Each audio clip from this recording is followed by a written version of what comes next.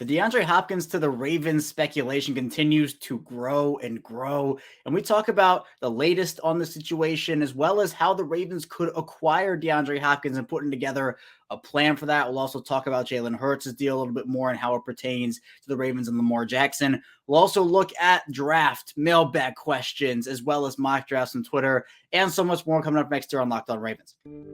You are Locked On Ravens, your daily Baltimore Ravens podcast. Part of the Locked On Podcast Network, your team every day.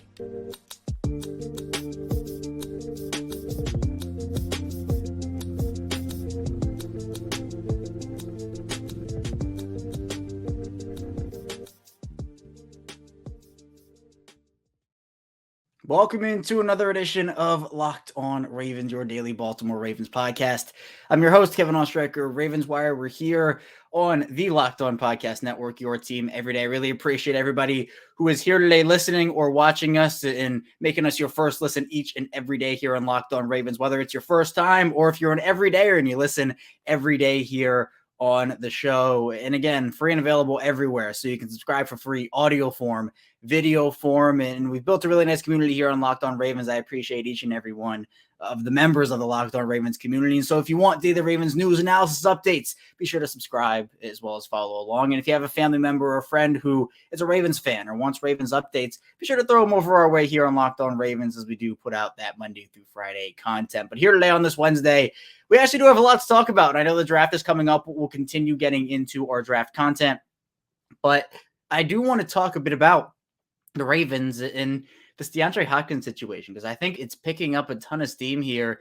And I feel like, one report here, one report there from maybe a not so credible source. And I know everybody's definition of credible is something different, but you just kind of throw it off to the side like, oh, that'd be fun. But we started to hear, obviously, Michael Lombardi put out a report. Now we have on the Pat McAfee show, Pac-Man Jones, who, again, you're like, oh, Pac-Man Jones, okay. Like, yeah, sources. But he actually is very good friends with DeAndre Hopkins, set up the interview that Hopkins had with Pat McAfee. So maybe his sources or DeAndre Hopkins himself will talk about the latest in that situation and kind of put together and formulate a little bit of a plan to how the Ravens could actually make it work money-wise, because obviously with the Odell deal, how could they fit DeAndre Hopkins and Odell Beckham under the same cap? We'll talk about that. Then in the second segment, we'll talk a bit more about Jalen Hurts and his deal with the Eagles, get into those financials, and with Lamar and how it relates back to the Ravens.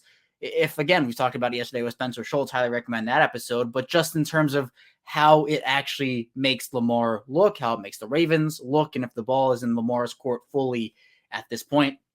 Then finally, we'll take a look at some mailbag questions. We'll talk a bit more about Odell and then also get into a couple mock drafts on Twitter if we have the time as well. So let's now get into our content here over on Locked On Ravens. DeAndre Hopkins, first segment, and the DeAndre Hopkins of the Ravens agenda, as people call it, the situation, it is still alive. It will not go away. I think when it first was mentioned after Odell, I think it was much more realistic before Odell, but after Odell, people were just kind of like, oh, like, yeah, that'd be really cool, but it's not really that realistic because obviously they just spent all that money on Odell. But then the Michael Lombardi report comes out where Lamar said, go get me DeAndre Hopkins and Odell. I think he later clarified it to or, so it was DeAndre Hopkins or Odell. But then yesterday, Pac-Man Jones, former Bengals corner, Titans corner, joined the Pat McAfee show, and he said his sources told him that DeAndre Hopkins to Baltimore could still happen.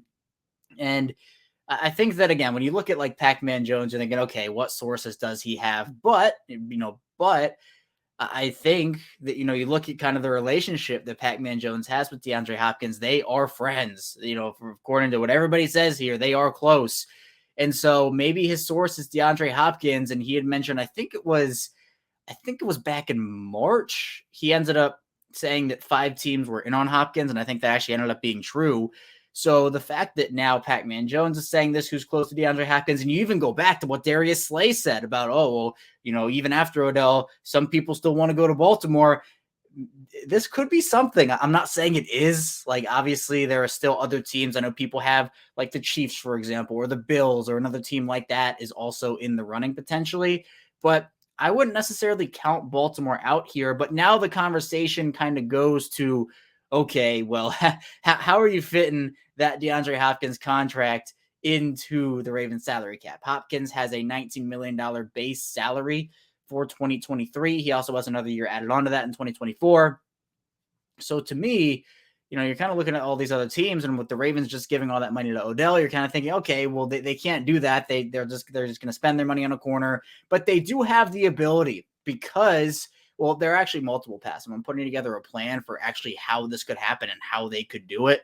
I give a shout out to Kyle Barber. He put together an article on Baltimore Beatdown. I've also talked about some of these scenarios before, but Kyle did a really good job of laying it all out there. So, you go check out his article over at Baltimore Beatdown. But there are multiple different avenues, and again, stuff that we've kind of lightly talked about here, but I do just kind of want to run through them a little bit.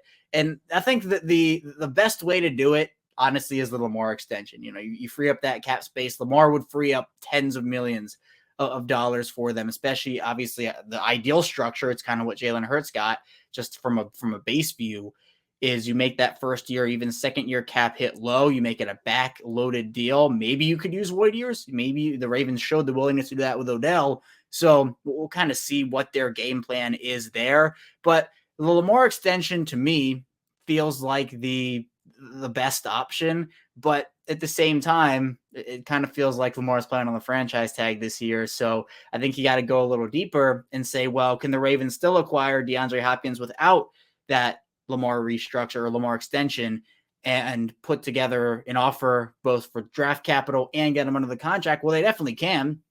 I mean, part of it, Kyle outlined it in his article, is the fact that the Cardinals could retain $8 million in salary, because right now the Ravens have about 3.07 million in cap space. And then actually effectively they have 552,000. So not a lot. So they would be 15 mil plus over the cap. But if they can take back some of the salary, I think that would work. And obviously we had Brian McFarland on. I think he talked about that a little bit as well. But I think the most that the Cardinals can retain is $8 million. So we'll see what ends up happening there.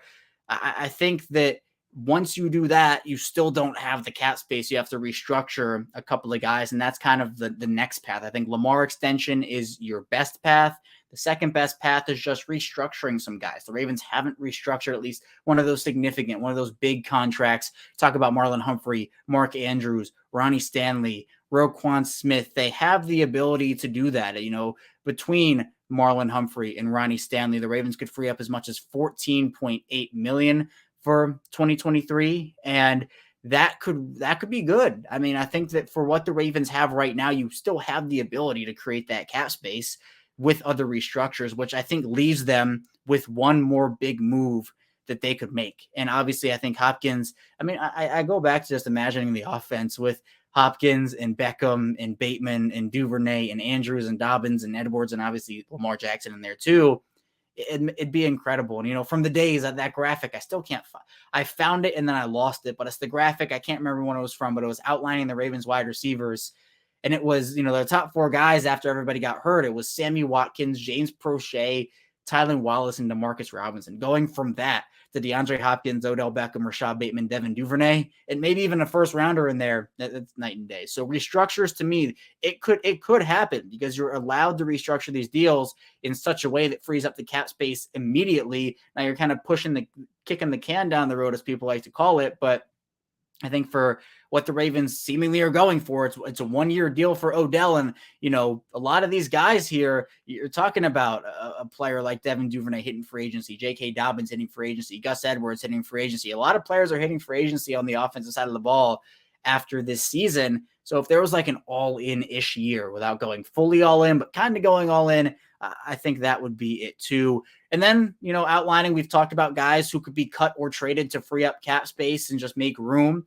And even so, players like, I know Devin Duvernay has been mentioned. He does have a pretty big cap hit for a fourth-year player at this point. He has 4.3 is a cap hit right now. Obviously, that's because he's hit multiple incentives, made Pro Bowls over the course of his career so far. But then you have other guys, Kyle outlines Tylan Wallace, James Prochet, which would save them 1.7, but also talks about Patrick Queen. And Patrick Queen is someone I know has been on the imaginary trade block this offseason for a lot of Ravens fans. Who knows if he actually is on the actual one.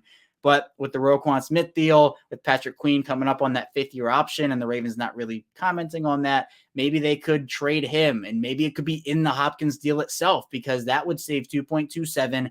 And then maybe the fact of the matter for that situation is that you could get like the 34th pick in DeAndre Hopkins for the 22nd pick in Patrick Queen. I think that might be a little bit of overpay, but just something along those lines where it's like you're able to pick up Hopkins and that 34th, I think it's 34, the 34th pick, and then you get a really good receiver and a second rounder. And if you trade back, you could classify that as, the Ravens are picking DeAndre Hopkins at 22 and still getting the 34th pick. So that's another option, but I think it seems much more realistic now than it did maybe a week or two ago. I'm not saying it's highly realistic, but I kind of go back to the fact that there are multiple different avenues. There are all these plans that could happen, but it's kind of a mix that I think will get it done if it does get done. And Kyle says that, where he says a blend. That's a good word, a blend of these different scenarios and situations where maybe they have to trade a Patrick Queen in the deal,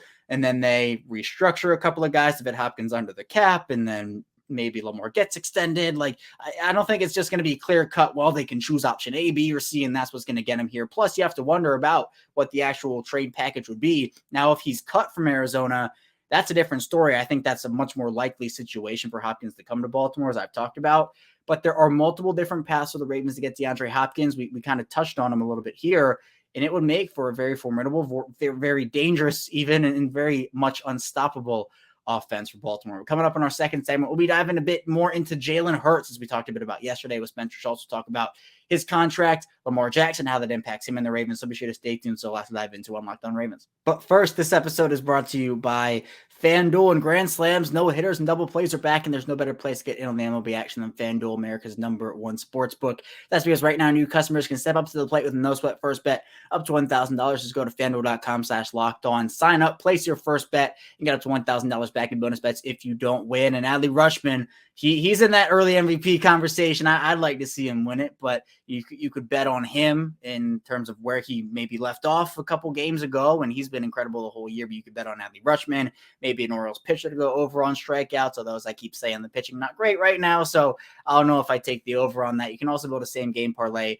with your favorite matchups of the day. So miss a chance to get your no sweat first out to $1,000 when you join FanDuel today. Let's go to FanDuel.com/lockedon to sign up. FanDuel, official partner of Major League Baseball. We are back here, our second segment, Locked On Ravens, here on Wednesday, midweek edition. Kevin Oestreicher still here with you as your host. And we talked about DeAndre Hopkins, the different plans that could get him to Baltimore, whether it's a trade or if he's cut, or just how the Ravens will maneuver it cap-wise. But I think cap-wise, you got to also take into account the Lamar extension. It's been something we've been talking about all offseason. It has been quite literally exhausting to talk about it. And I think a lot of people would have liked it to be done a lot earlier.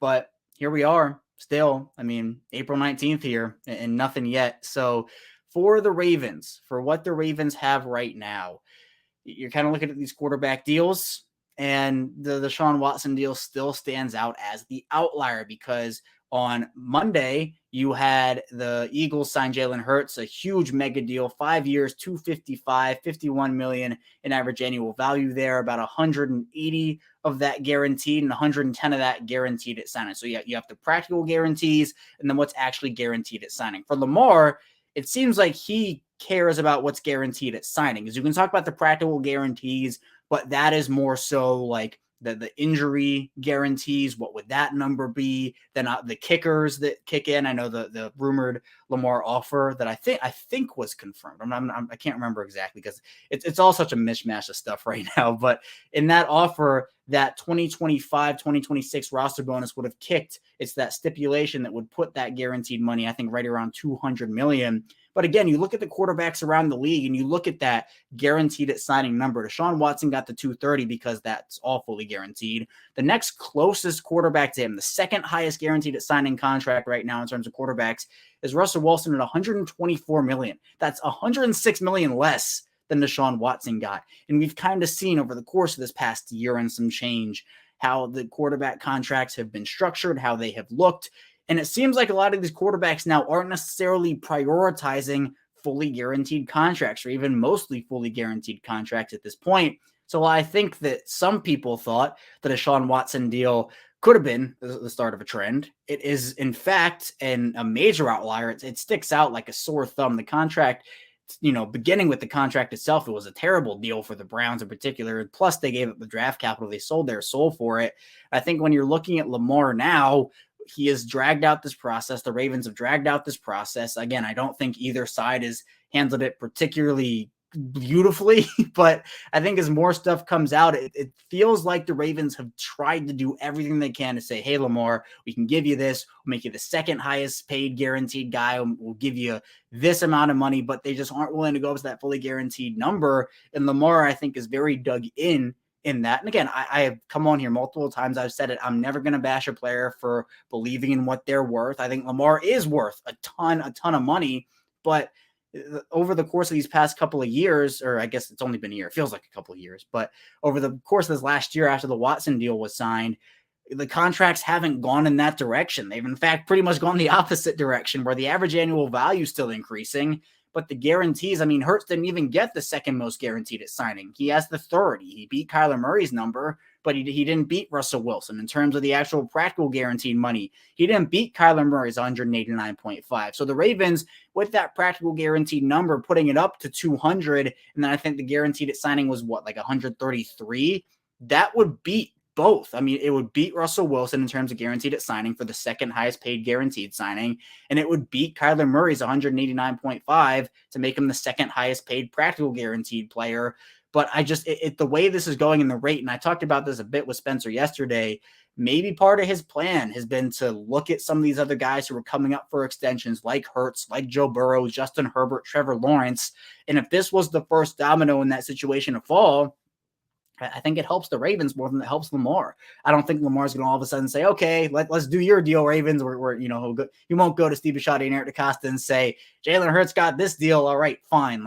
I give up. Lamar's been dug in. He believes in what he's worth, and I think he's going to continue that. So I think the most likely outcome, and I've talked about this, Spencer's been on it for a while, is that Lamar probably plays on some form of a franchise tag or one-year deal. I very much agree with what Spencer had to say here, and then make next year the year where he hits free agency and cashes in on whatever that is, because maybe on the off chance that Cincinnati gives Joe Burrow a fully guaranteed deal or close to it, or the Jaguars give Trevor Lawrence, or the Chargers Herbert, I don't think they're gonna. I don't think anything's gonna change there. I think the average annual value as the cap goes up, that will continue to go up. And as such, I think the guaranteed money will in turn, but that's not necessarily saying all of a sudden, Lamar's going to get an offer from Baltimore that's over the 230 that Deshaun Watson got. It just doesn't seem realistic at this point. And Shannon Sharp on First Take talked a bit about it, where he said that, Lamar, if he had representation, it would have gone a lot smoother for him.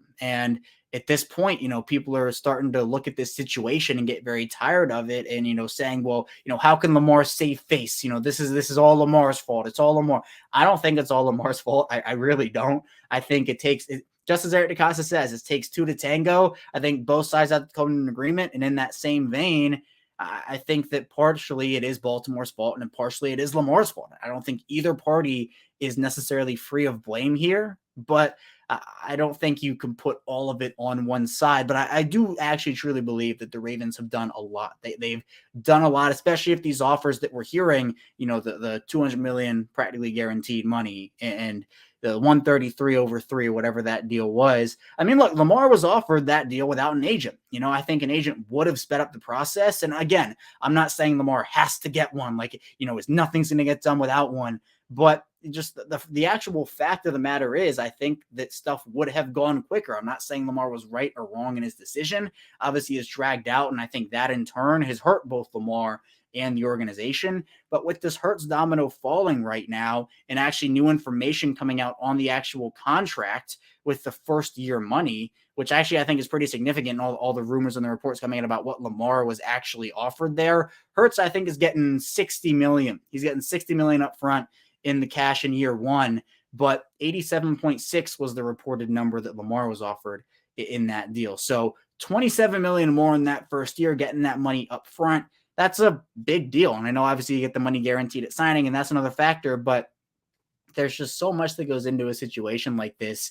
And, I talked about even going back a year where I said deals like this don't come together super quickly in some circumstances. And I think this is it's a very unique one in what happened, but this is another domino to fall. I mean, we've seen, just going through the quarterback numbers after Deshaun Watson signed his deal, we've seen Kyler Murray, Jalen Hurts, Russell Wilson, Matthew Stafford, Dak Prescott. No, I think Prescott was 2021, not Dak Prescott, but Derek Carr, Daniel Jones, Jimmy Garoppolo, Geno Smith. These are all players that have signed. I think Kirk Cousins maybe on his deal also might have come after Deshaun Watson. Aaron Rodgers, I think, was just before. But out of all these contracts, nothing has come close to Deshaun Watson. So it just seems less and less likely, and especially with, teams not necessarily biting it, chomping at the bit to go get Lamar, it seems less and less likely that Lamar is going to get that. Now, if he plays on a one-year deal, has an incredible year, like, MVP conversation, MVP season, goes out and wins a Super Bowl.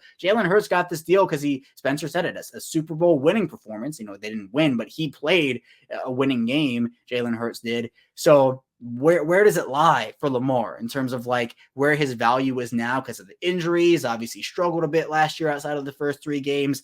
If he's able to perform really well and if he has the stat line or the performance he had in the first 3 games over the course of the entire season next year, I think the value goes up and teams will be more willing to give him that. But I just think unfair as it is at this point, it's not totally unfair, but I'm not putting the injury label on him yet. I think one more year, if he suffers another season-ending injury next year, I think it's fair to ask those questions. But 2 injuries, both throwing the football, both in the pocket, stuff happens, right? But at this point, I think Lamar's value was down compared to where it could be. It's down to where it was after 2019, most definitely. So if he builds back up that value and kind of bets on himself for a year, could he get closer? I still don't think it's going to get there, but can he get closer to that 230 that Deshaun Watson got? I guess we'll just have to wait and see. But a big domino in Jalen Hurts. We'll see who's next. Is it Joe Burrow? Is it Trevor Lawrence? Is it Justin Herbert? Or is it Lamar? I'd prefer it to be Lamar personally. But coming up on our final segment, we'll answer mailbag questions. We'll talk about Lamar and those, Odell, draft, etc. We'll also talk about mock drafts from Twitter, a couple that we'll get to over the course of the final segment. So be sure to stay tuned. So we'll have to dive into on Locked On Ravens. We're back. Final segment, Locked On Ravens. Kevin Oestreicher, Wednesday edition as we get into mailbag questions. First, though, thank you again for all the support here on Locked On Ravens. Really do appreciate it and making us your first listen here. Be sure to subscribe, audio and video form. I got to put the plugs in. I absolutely have to, and I appreciate everybody again. And if you're on your way to work listening in the car, and then, maybe the next day you want to listen somewhere else, and then the next day you want to watch in video form, it's the same show, both audio and video. And again, if you have friends, family, be sure to throw them our way here on Locked On Ravens if they do like the Ravens, or if they don't, if they're a fan of the Steelers and wants a Ravens perspective on something. Speaking of the Steelers got Allen Robinson in a trade yesterday. Kind of a weird trade. I think the team swapped 7th rounders and the Rams are paying a certain amount of the salary. Robinson has not looked good ever since leaving Jacksonville. That Bears contract was a bust, but the Steelers needed a veteran. It felt like with Deontay Johnson, George Pickens, etc. in that room. So he'll slot in. I still think he's talented, but I remember when Ravens fans were beating on the Allen Robinson drum, and that did not work out for the Ravens. And I think it was for the better, almost like the Kenny Golladay deal. That Kenny Golladay deal was ugly. And Ravens fans, even after it was signed, why couldn't the Ravens do that? And I'm saying, well, Kenny Golladay is talented, but he's not that talented. So sometimes you give out those big wide receiver deals and they come back to bite you. And I think for the Rams, and the Robinson deal was what, 336 or something. It wasn't massively big, but I still think that the Ravens dodge a bullet with that one. But regardless, I got on a tangent. Let's get into mailbag questions. We'll first get into one from Braden Howard, who says, does anyone have a feel for the Marcus Peters situation? I feel as if it's been a forgotten topic this offseason with everything else at the helm. And yeah, I mean, everything else has been so much, but yeah, I mean, it's a good point here, definitely. And I think part of it is, we're so focused on Lamar. Obviously, the Odell signing happens, and I mean, it's really just been Lamar. I've been talking about Lamar all off season, but the Peters situation is interesting. I mean, obviously there is history between Peters and Beckham, and the homegirls comments. There's history between Marlon Humphrey and Odell Beckham too, but I don't think that's necessarily getting in the way of anything. I think that if Peters came back, he'd be a professional about it. He's obviously loved in Baltimore. He loves the Ravens, but there are, I'm sure, maybe a couple teams, maybe the Ravens have concerns about his season last year coming off the ACL. And I always say it was very unrealistic for how many injuries the Ravens had in 2021, that every single player would come back and bounce back and look amazing. I mean, J.K. Dobbins looked incredible after coming back, especially the second time. Ronnie Stanley looked incredible. Gus Edwards had that burst as well. But, again, it was very unrealistic. Everyone was going to be able to bounce back that way. Marcus Peters, unfortunately, was the one who didn't. Very up and down season. Gave up a lot of big plays. Had some moments. Definitely had some moments. I go back to the Cincinnati game in week 5 where he levels Tyler Boyd and starts flocking around the field. That was incredible. But again, for Peters, I think it'd be a perfect signing if the Ravens draft a corner in the first. If they can get a Joey Porter Jr. Deontay Banks has been mocked a lot to the Ravens recently. Maybe it's him. Maybe it's Cam Smith, who they had in for a visit. I think that if you get a Marcus Peters, or even if it's a Rocky Yassin, one of those veteran options, Humphrey, let's just say it's Joey Porter Jr. and Peters, that's a really good 1, 2, 3. And that goes back to, again, the Ravens loving those 3 corner duos, going back to Marlon Humphrey and Brandon Carr and Jimmy Smith, Marlon Humphrey, Marcus Peters and Jimmy Smith, etc. They love those options, and there's just not a lot of corner depth. So it's a good point. I don't think Peters would break the bank. I think it's still a very realistic signing, especially after all the re-signings Baltimore's had this offseason. They've brought back a lot of their guys. So we'll see how that situation ends up playing out. Let's get into a question now from Gunny Ravens, who says, hey, KL, if market projections were that no one was going to follow the Browns' Deshaun Watson contract, why do you think Lamar seems so set on an alleged similar guaranteed number? Or is it an alleged tactic by him to bring better weapons to the offense before signing a long-term contract? It's an interesting viewpoint, kind of thinking about, well, does he really want the money, or is he just trying to leverage this to get better weapons? I don't think it's that. I don't think Lamar's leveraging that to say, oh, I'm not going to talk until you get me better weapons. I think that he truly does believe what he is worth. He truly wants that fully or close to fully guaranteed number that Deshaun Watson got. And again, the reports early in the offseason and going back even where he wants the fully guaranteed contract, doesn't matter. But now those have kind of shifted to he wants the $230 from Deshaun Watson's deal at least. So whether it's $300 million with $230 guaranteed or $231 guaranteed, et cetera, that seems to be what it is right now. But I think, to answer the question of why do I think he's so set, I look at the, what was it? It was a show with LeBron James, The Shop, right? Yeah, The Shop with LeBron James. He went on there and said that, his goals ever since he was little was two things, to be a champion and to be a billionaire. So it does not shock me that Lamar wants to get as much money as he can out of this situation. I don't blame him also. This is an opportunity for him. Now, you can argue, how much he has lost by dragging this out. We'll see. If he plays on a 1-year deal and he has another bad year, I think he loses even more money than he has already, whether you think that's he's lost $1 million, whether you think he's lost 10 million, 30 million, whatever you think that is, if you think he's even gained money by having the contracts be what they are. But regardless, he wants the money. I mean, he's in multiple business ventures, has multiple restaurants in Florida, investing, the entire gym is one of those investment, ventures he's had.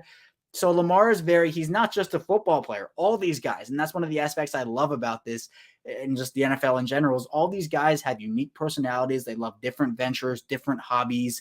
I think Lamar's hobby is to get involved in a lot of different things. And he also just wants to make the most money he can. Again, I'm not going to fault him for wanting that. And Spencer talked about it yesterday where, if you're up for a job promotion for $250, but you only have the $150 offer, you're going to want to push for that $250. So, this is kind of like a promotion, and it's kind of a weird comparison, but you want the promotion number to be as much as you can get in some situation. Now, I know this is different. It's the NFL, you're making millions of dollars, right? Hundreds of millions in Lamar's case, but I think for him, it does not surprise me based off of previous comments and all that he has done, all that he has invested in, that he wants to get a huge amount of money out of this, and that he's gonna kind of stick his foot in the ground and say, hey, this is what I want, and this is what I believe I'm worth. So I think that is, not shocking to me whatsoever there. But let's now get into a couple of mock drafts. We'll do 1 or 2 from Twitter here. And the draft, it still is crazy how fast the draft has crept up. I mean,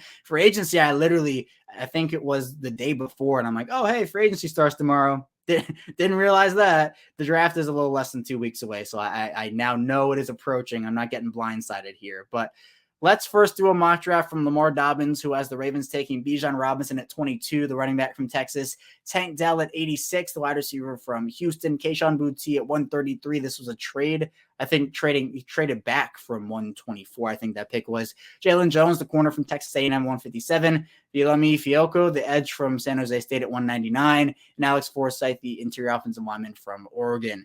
Bijan Robinson, this is a bold move here from Lamar Dobbins. Not a lot of people want Bijan Robinson in Baltimore. I know some people do, but I did a stream on Bleacher Report last week, and I picked Bijan Robinson. I traded a 30 and took him, and then I got Tyreek Stevenson. But I always kind of duck when I talk about Bijan, because, at this point it feels like the two options for Baltimore are either hand the keys to J.K. Dobbins or have him walk if he's in another committee, because he's going to want just to be a bell cow running back. And if Bijan Robinson is there, it's going to be another split. I don't think Dobbins gets as touch as he deserves. Bijan is going to be one heck of a player. I mean, he's going to be a top running back, but I still think that I would take other options. I'm not opposed to the idea. At least I'm not as opposed as some people are, but it'll be interesting. If he falls to Cincinnati and then goes on to be incredible, I think a lot of people would maybe second guess that. Tank Dell, Kayshon Boutte, this is good. I mean, profiles are somewhat similar, but they have differences too. Don't get me wrong. Jalen Jones is a really interesting player. A corner at 157. That's the first corner taken and the only corner taken.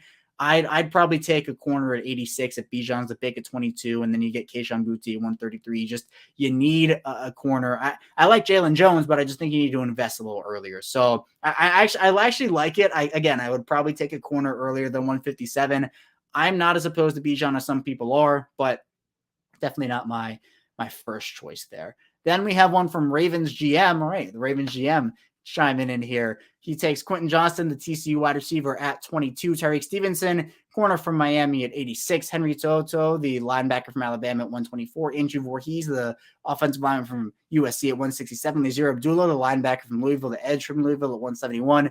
Dorian Thompson-Robinson, the QB from UCLA, at 182. Keandre Coburn, defensive lineman from Texas, at 199. And Ali Gay, the edge from LSU, at 223. This one's good.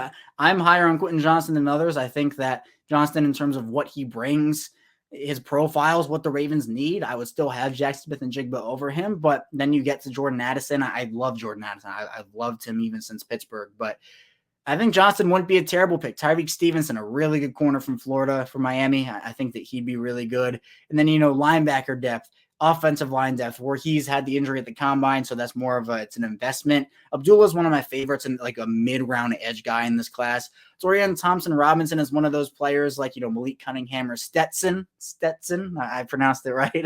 I'm going to flex that I can say it right now because I totally forgot his name was Stetson and not Stenson. But yeah, Dorian Thompson-Robinson is one of those like late quarterbacks they could take, is maybe like a practice squad option depending on what happens with Lamar and Tyler Huntley. And then defensive line depth, I think they're definitely going to take a defensive lineman and Ali Gay for another edge. But maybe I'd take another corner instead of Ali Gay at 223. So we'll see. But really solid mock draft here. Ravens GM living up to the name. And the ad is Eric DePasta. So it's a funny ad. But that's all I have for you here today on Locked On Ravens. Thank you so much for tuning in today. I'm going to get back here tomorrow. More Ravens content, more draft content here on the show. So be sure to subscribe. Like the video on YouTube. Also follow along in audio form. You can subscribe for free. No money involved here on Locked On Ravens. So be sure to stay tuned for our content. We'll see you right back here tomorrow.